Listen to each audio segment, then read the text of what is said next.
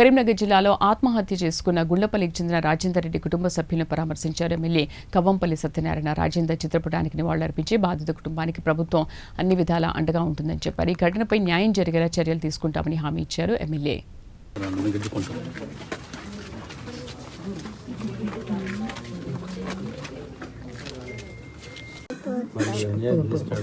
క్షణిక విషయంలో చేసుకోవాల్సినంత పెద్ద ఇష్యూ కూడా కాదు. ఎందుకు ఆవేశపడి మరి తనకు ఫోన్ చేసినాడో లేదో అదేం తెలియదు. అమ్మా తల్లి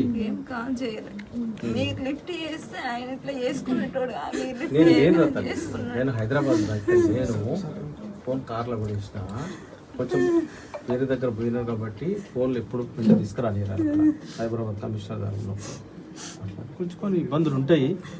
చూడలేదు అంత లోపలే నాకు రాత్రి తెలిసింది. అది కూడా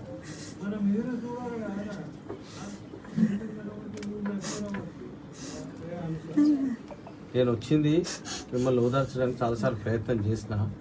సరే ఇక వాళ్ళు వీళ్ళు మీ చుట్టూ అందరు ఉన్నారు కదా, ఇక బాగుండదన్న ఉద్దేశంతోనే రాలేదు. కానీ మిమ్మల్ని ఓదార్చడానికైనా రాజేందర్ రెడ్డి నాకు ఇప్పుడు కాదు గత 20 ఏళ్ళుగా నాతో ఉన్నాడు.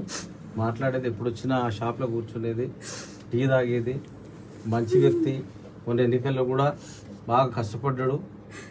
అర్థమైందా? రసమై బాలకృష్ణ ఓడిపోవాలన్నా అని 100 సార్లు చెప్పాడు నాకు. వాళ్ళు ఈరోజు ఇక్కడ వచ్చి పెద్ద పెద్ద మాటలు చెప్తాడు. మరి ఆయన ఎమ్మెల్యేగా ఉన్నప్పుడు 2 కాల్స్ వచ్చారు కదా, మరి వాళ్ళకేం న్యాయం చేసిండు ఆయన? నేను మీరు వచ్చి రాకపోయినా గోపాల్ రెడ్డికి కూడా చెప్పిరండి. గోపాల్ రెడ్డి చెప్పిన అశోక్ రెడ్డి, సంపద రెడ్డి, మీరు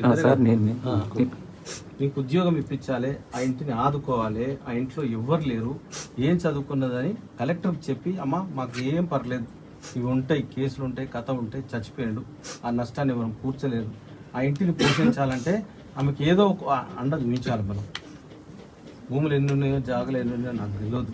తన సర్పంచ్గా మొన్నటి దాకా చేసింది, ఇప్పుడు హస్బెండ్ లేడు అని చెప్పినాను. వాళ్ళందరికీ కూడా చెప్పినాడు నేను, మా నాయకులకు కార్యకర్తలకు. ఈరోజు కోపం ఉంటుంది, రేపు పోయి మాట్లాడి ఆమెకు ఆర్థికంగా కూడా ఎంత అవసరం ఉంటే అంత సాయం చేయాల్సిందే, దాంట్లో డౌటే లేదు. అదేవిధంగా సీఎం రిలీఫ్ ఫండ్ కూడా టోటల్గా ఎన్ని 10 లక్షలు ఖర్చు పెడితే 10 లక్షలు ఇద్దాము, 20 లక్షలు ఖర్చు పెడితే 20 లక్షలు ఇద్దామని చెప్పినా నేను. ఇవన్నీ కలెక్టర్తో మాట్లాడినా, అక్కడున్న ఏసీపీతో మాట్లాడినా, అందరితో మాట్లాడినమ్మా.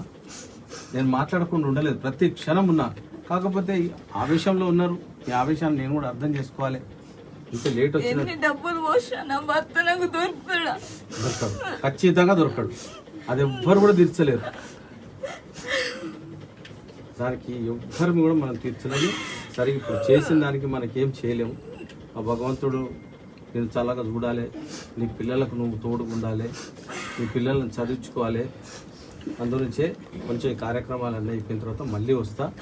కలెక్టర్ అమ్మ కూడా నీ దగ్గరకు వస్తుంది, కలెక్టర్ అమ్మను కూడా తీసుకొచ్చి ఏదో ఒక ఆధారం చేసే ప్రయత్నం చేస్తాం. ప్రయత్నం కాదు, ఖచ్చితంగా చేసుంటే మీ నాయకుడు మీరు ఏమైనా చేయాలి సార్. 100% చేస్తా అశోక్ రెడ్డి. నేను నిన్న కూడా చెప్పిన, ఈ రోజు కూడా చెప్పిన. ప్రజారాజ్యం నుంచి నేను చూసిన సార్. అవును, నాతో ఉన్నాడు. నేను కూడా ఆయనతో పాటు వచ్చి మీతో పాటు జాయిన్ అయ్యాను. నేను ప్రజారాజ్యంలో ఉన్నాడు.